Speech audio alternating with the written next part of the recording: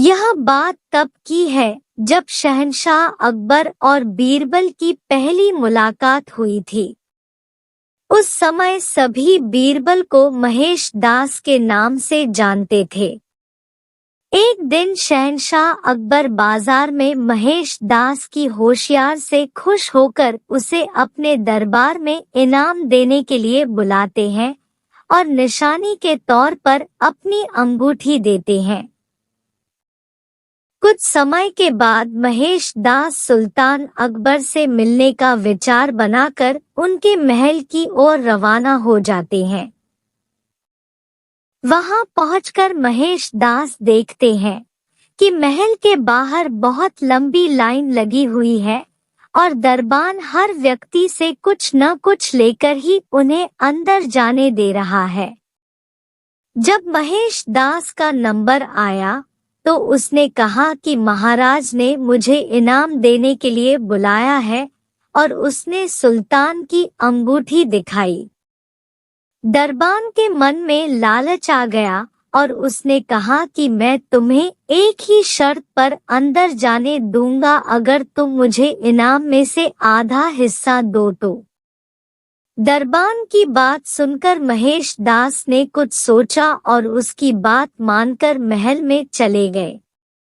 दरबार में पहुंचकर वह अपना नंबर आने का इंतजार करने लगे।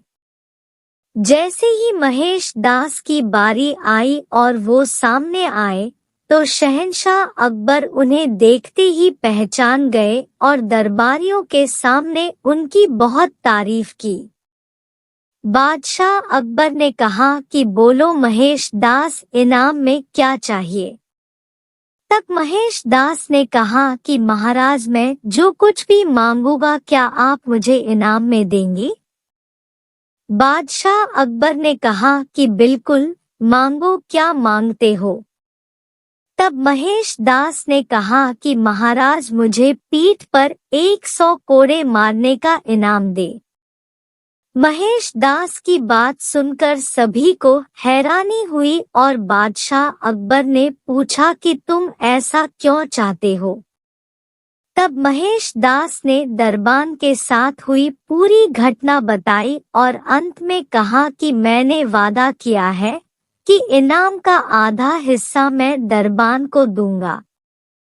तब अकबर ने गुस्से में आकर दरबान को 100 कोड़े लगवाए और महेश दास की होशियारी देखकर अपने दरबार में मुख्य सलाहकार के रूप में रख लिया। इसके बाद अकबर ने उनका नाम बदलकर महेश दास से बीरबल कर दिया। तब से लेकर आज तक अकबर और बीरबल के कई किस्से मशहूर हुए। कहानी से सीख: हमें अपना काम ईमानदारी से और बिना किसी लालच के करना चाहिए। अगर आप कुछ पाने की उम्मीद से कोई काम करते हो तो हमेशा बुरे परिणाम का सामना करना पड़ता है, जैसे इस कहानी में लालची दरबान के साथ हुआ। एक बार राजा अकबर अपने दरबार में किसी खास विषय पर चर्चा कर रहे थे। उस विषय पर उन्होंने राज दरबार में मौजूद सभी लोगों से उनकी राय मांगी। ऐसे में दरबार में उपस्थित सभी मंत्रियों ने अपनी अपनी बुद्धि के हिसाब से जवाब दिया। राजा यह देखकर बहुत हैरान हुए कि सभी का जवाब एक दूसरे से बिल्कुल अलग था। इस पर राजा अकबर ने बीरबल से ऐसा होने के पीछे की वजह पूछी और सवाल किया, आखिर सबकी सोच एक जैसी क्यों नहीं होती? राजा के सवाल पर बीरबल मुस्कुराया और कहा, महाराज बेशक लोगों की सोच एक दूसरे से कई मामलों में अलग होती है, मगर कुछ खास विषयों पर सबकी सोच एक जैसी ही होती है। बीरबल की इस बात के साथ दरबार की कार्यवाही समाप्त होती है और सभी अपना अपना काम करने के लिए चले जाते हैं। उसी शाम राजा अकबर बीरबल के साथ अपने बाग में टहलने जाते हैं। तब वो दोबारा वही सवाल दोहराते हैं। बीरबल, मैंने तुमसे पूछा था कि सबकी सोच एक जैसी क्यों नहीं होती? इस सवाल का जवाब दो मुझे। इसी के साथ एक बार फिर अकबर और बीरबल के बीच इस मुद्दे को लेकर बहस छिड़ जाती है। जब लाख कोशिशों के बावजूद राजा अकबर को बीरबल की बात नहीं समझ आती, तो वह अपनी बात को समझाने के लिए एक युक्ति निकालता है। बीरबल कहता है, महाराज, मैं आपको साबित कर दूंगा कि कुछ मामलों में सबकी सोच एक जैसी ही होती है। बस आप एक फरमान जारी कर दीजिए। फरमान यह होगा कि आने वाली अमावस्या की रात को सभी अपने अपने घर से एक लोटा दूध लाकर आपके बाग में बने सूखे कुएं में डालेंगे और इस फरमान को न मानने वाले को सख्त से सख्त सजा दी जाएगी।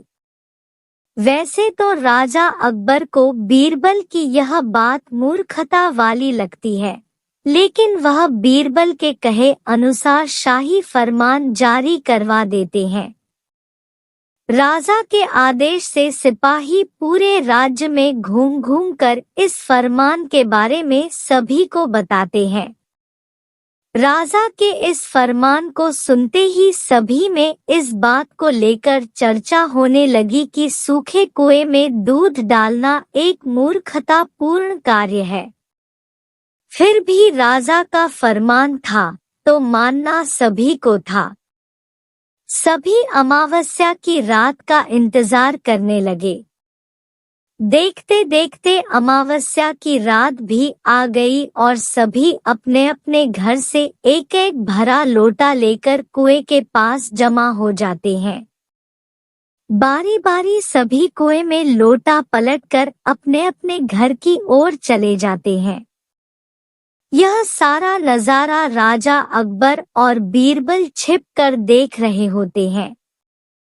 जब सभी अपना लोटा कुएं में पलट कर चले जाते हैं, तो बीरबल राजा अकबर को कुएं के नजदीक ले जाते हैं और कहते हैं, महाराज देखिए, क्या आपके फरमान से कुआं दूध से भर गया?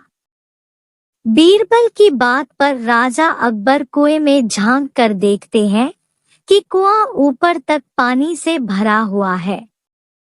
यह देखकर उन्हें बहुत आश्चर्य होता है और वे नाराज भी होते हैं। राजा अकबर बीरबल से कहते हैं, मैंने तो कुएं में दूध डालने का फरमान जारी किया था, फिर कुआं दूध की जगह पानी से क्यों भरा गया? राजा के इस सवाल पर बीरबल मुस्कुराते हुए कहता है, महाराज, कुएं में दूध डालना सभी को व्यर्थ लगा, इसलिए सभी ने दूध की जगह कुएं में पानी डाला। उन सभी ने यह भी सोचा कि अमावस्या की रात घना अंधेरा होता है। अब इतने अंधेरे में सभी को सिर्फ लोटा ही दिखेगा, न कि लोटे में दूध है या पानी। बीरबल बोला, महाराज, इस बात से स्पष्ट होता है कि कुछ मामलों में सभी की सोच एक जैसी होती है। अब राजा अकबर को बीरबल की बात अच्छे से समझ आ गई थी।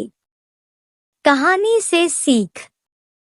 इस कहानी से यही सीख मिलती है कि एक जैसी व्यक्तिगत स्थिति होने पर सभी की सोच एक जैसी हो जाती है।